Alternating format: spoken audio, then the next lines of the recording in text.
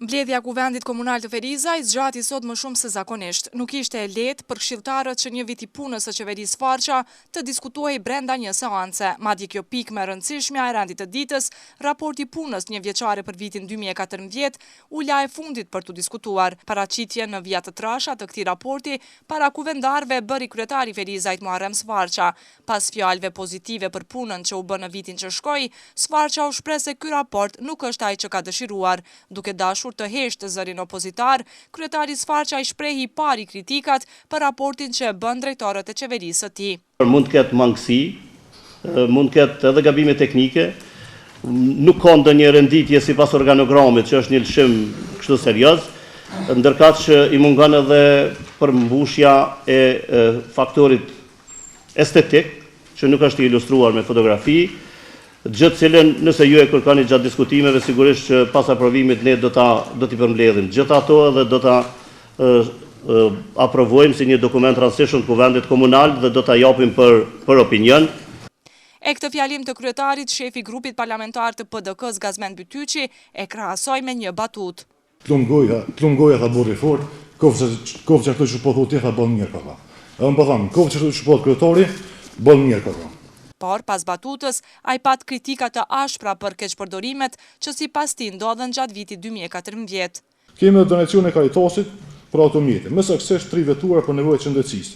Një vetur për nevojat të komunës. Kështu e ka shkruar drejtori në raportin e qendërcisë. Dorso në marrëveshjen e Caritasit, në një marrëveshje unë kam rreguar edhe publikisht, nuk shumë fare. Atë thotë se janë ato vetura për nevojat e qendërcisë.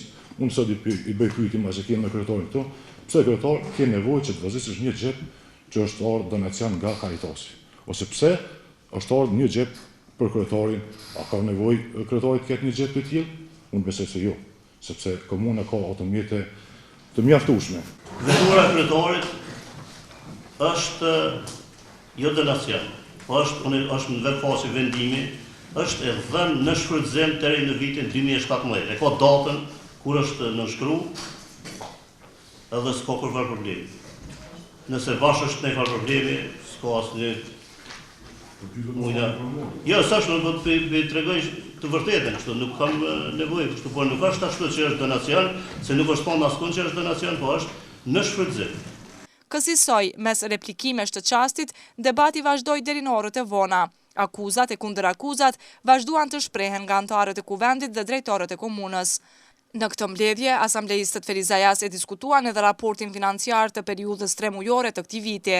Edhe këtu pati vretje kritika, ndërkaq ajo që e karakterizoi edhe këtë mbledhje ishte destinimi i disa ngastrave kadastrale.